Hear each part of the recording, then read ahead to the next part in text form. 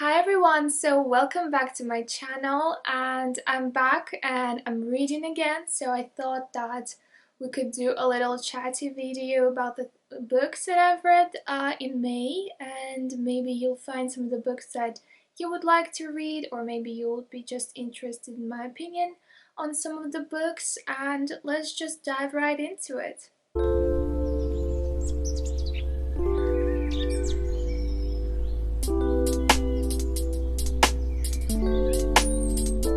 First book that I read in May was Never Let Me Go.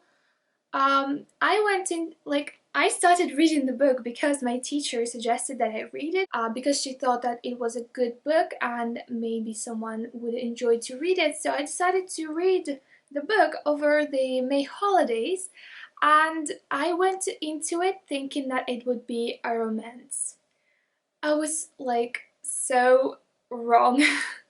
I mean, there is love maybe somewhere in the book, but the book is basically about, I don't know if I should even talk about it. Maybe if you don't really want to hear spoilers, maybe. I don't know if they're spoilers. But I figured out the plot by the 30th page maybe.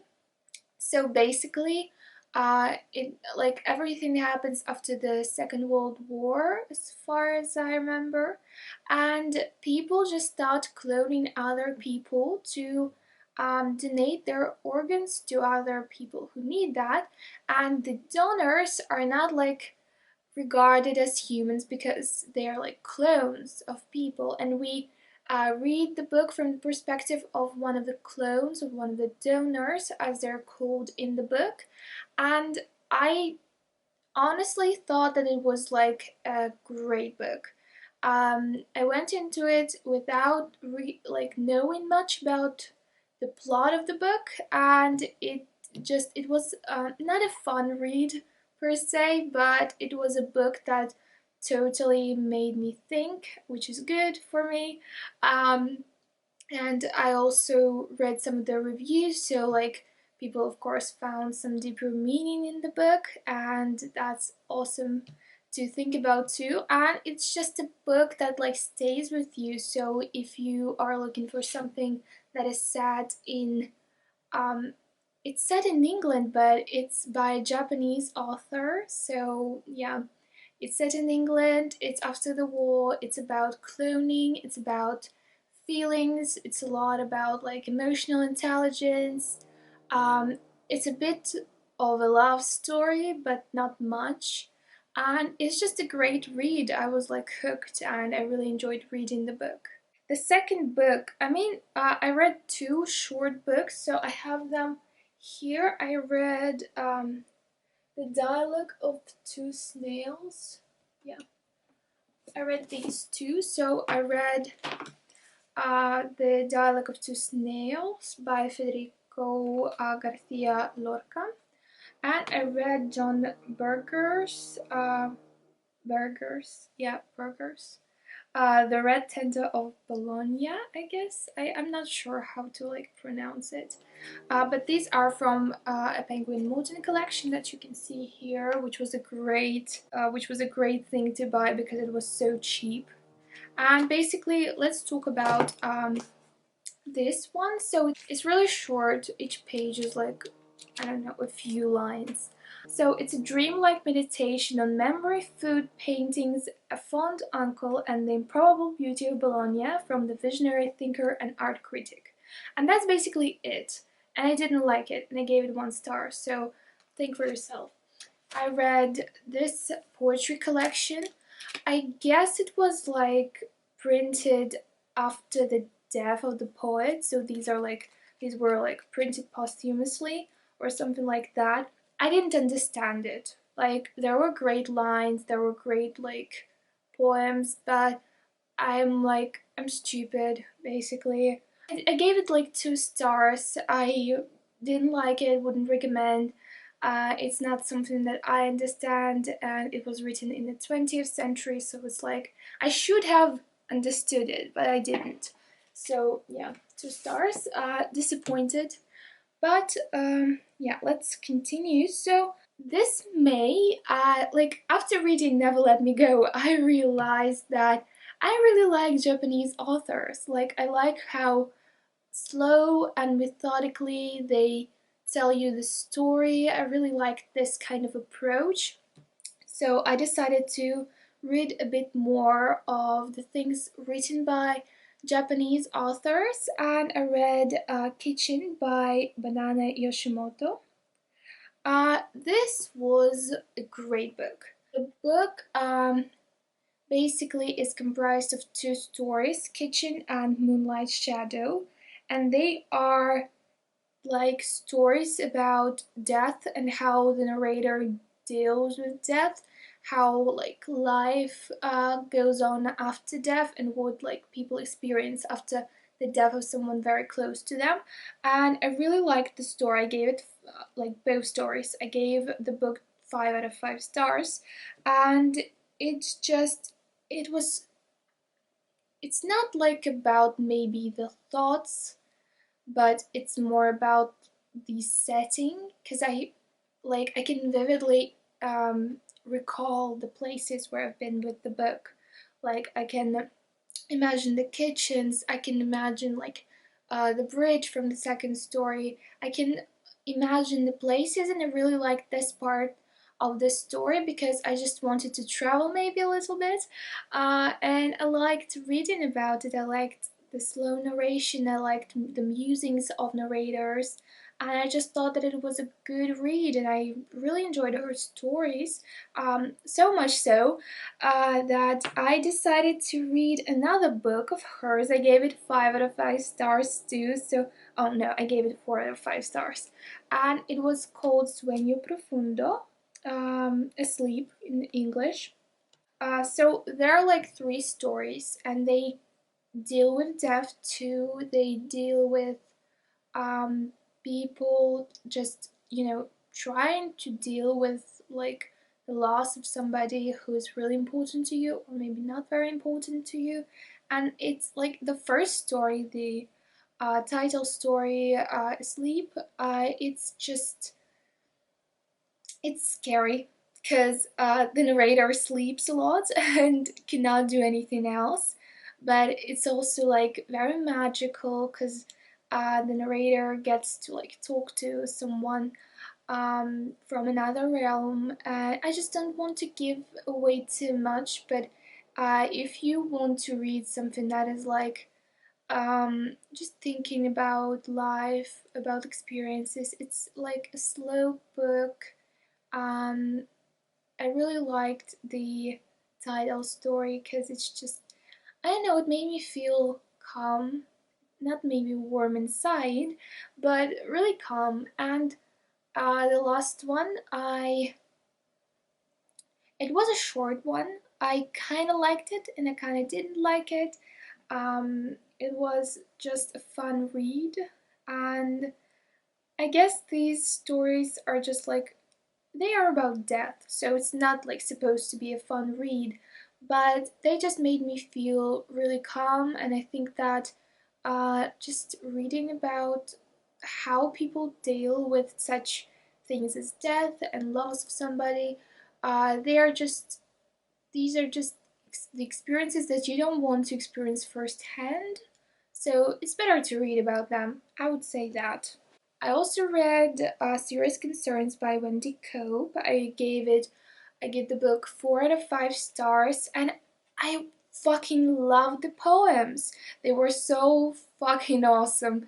They were funny, they were short, they were hating men, which is a plus. I really liked them. I made a lot of screenshots because I wanted to like reread the poems. Maybe I can read some of the poems to you. Let me find a few.